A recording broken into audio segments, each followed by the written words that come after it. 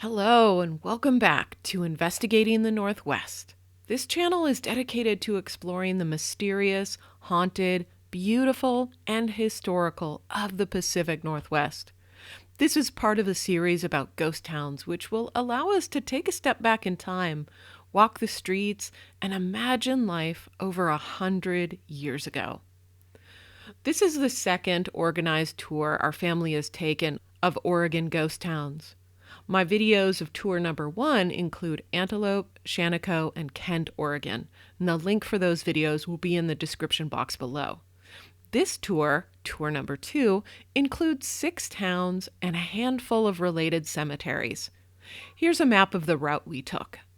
We visited 3 towns headed north on 97, camped overnight by the Columbia River, then visited 3 more towns heading south on 197. First, we stopped in Grass Valley. Then we visited the Grass Valley Cemetery, and links to both of those videos are in the description box below as well. But the next town we explored is Moro. This town is much more of a living town than the ones we've previously visited, but it is listed in the book Ghost Towns of the Pacific Northwest by Philip Varney.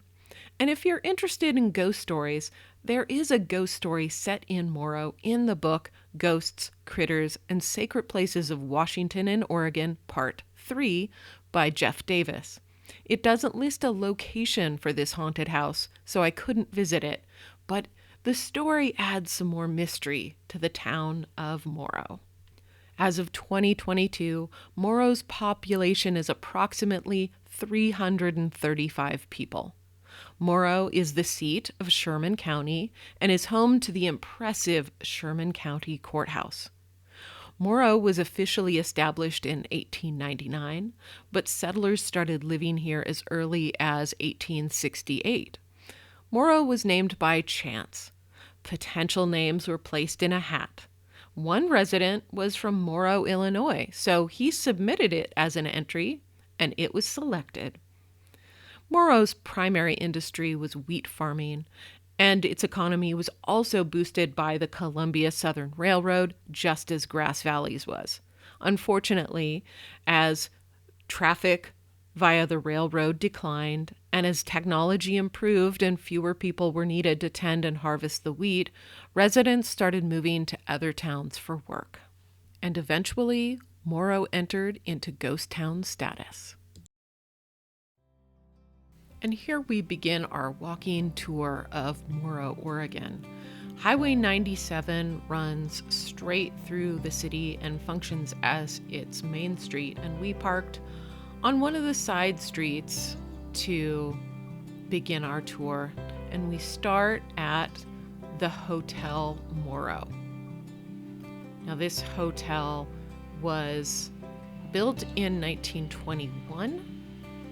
And here's one of the main intersections. I don't believe there's any business operational in that corner building. But the Hotel Moro right now is currently under renovation. It functions as an antique store right now. At least that's what it looked like in the windows. And here is what it looked like earlier on in the life of Moro, Oregon.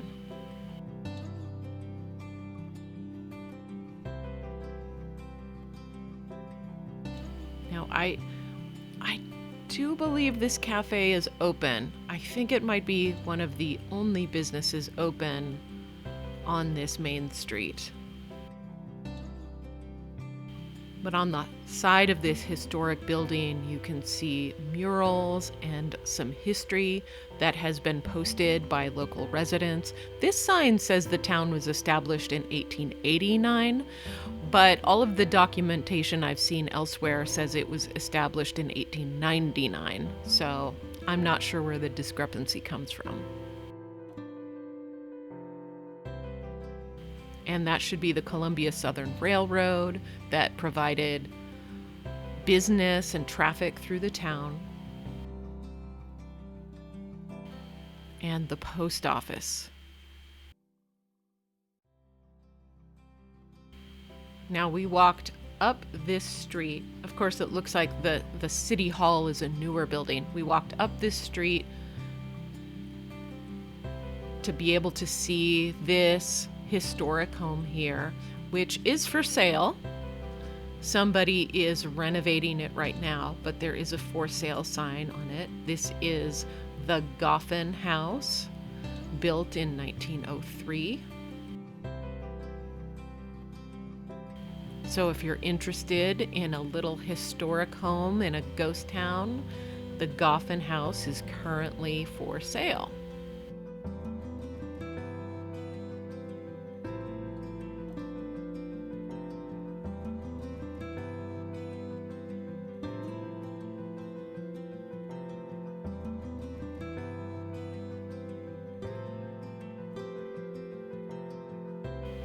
And I'm really glad someone's taking the time to renovate and upkeep this historic home. It's not huge, but it looks super cute.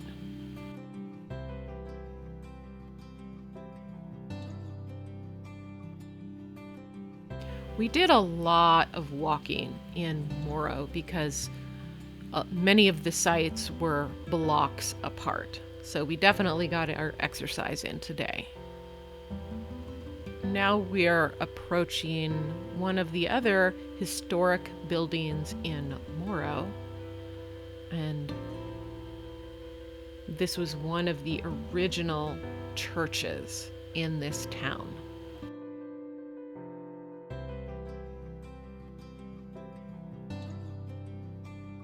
As you can see, there's a lot more cars, a lot more people.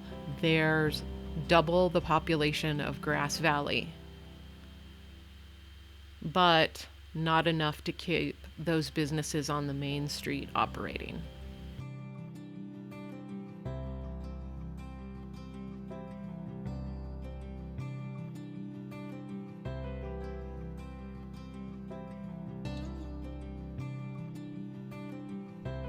Some of the homes here, I'm not sure if they're abandoned, if they're sitting empty, or if they're just not kept up that well. This one, I'm pretty sure no one is living in this one. And so here is the historic church, and I found a picture of what I believe was the same building decades earlier, but it looks different, so I'm not sure if it's actually the same church.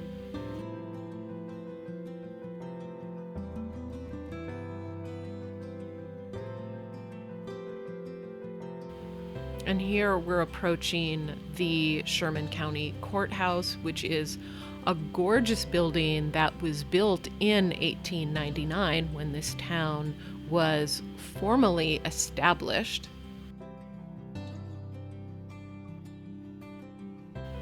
The kids are going to enjoy some shade here while I approach the building myself, and this is a picture of what the courthouse looks today. And I'll compare it with a picture of what it looked like closer to when it was built.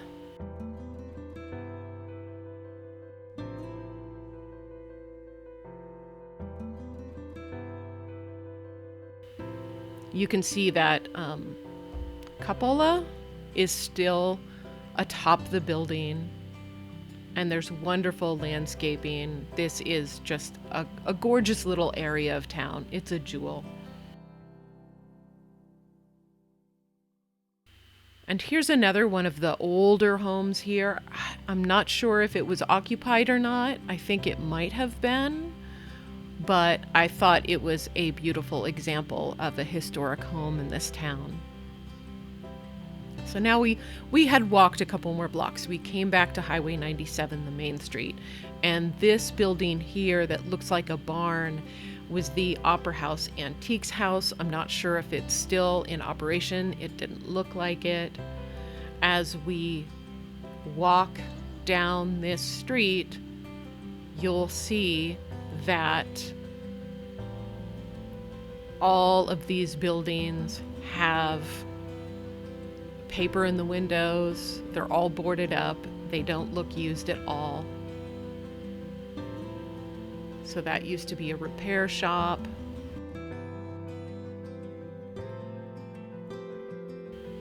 maybe it's open. It didn't look like it had any business, but clearly the owner wants you to stay out. And the windows have paper on them, not curtains or shades. These buildings are definitely not in current use. But there's still gorgeous artwork on the walls of the buildings. This looks like it might have been a theater at some point.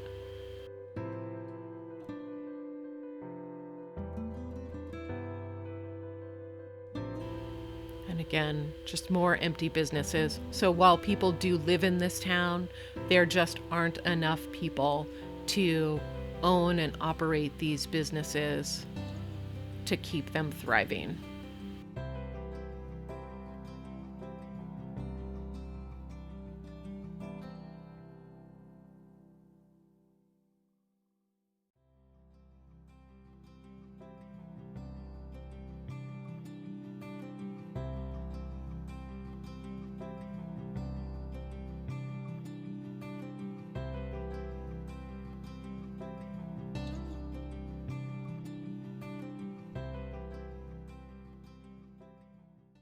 If you're following along this tour route and you'd like to visit Moro, it's only about an 11-mile drive north of Grass Valley. So you would visit Grass Valley first, then head up north, and you can't miss Moro because Highway 97 runs right through the middle of it.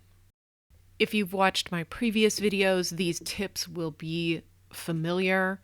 Fill up your gas tank first thing in the morning because there are not many gas stations available.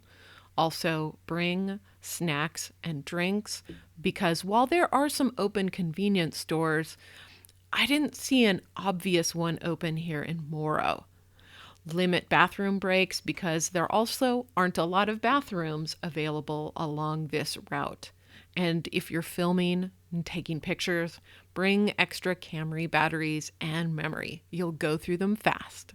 In the next video, we'll continue heading north on Highway 97 to visit Wasco, Oregon. Thank you so much for joining me on this tour of historic towns in Oregon, and I hope it sparked your curiosity to go visit some of the local historic buildings and towns in your state. And please don't forget, if you're interested in learning about the mysteries of the Pacific Northwest, of exploring fascinating locations and discovering local legends, please do subscribe to this channel and hit the notification bell to receive an email when a new video is released. Thank you, and see you again soon.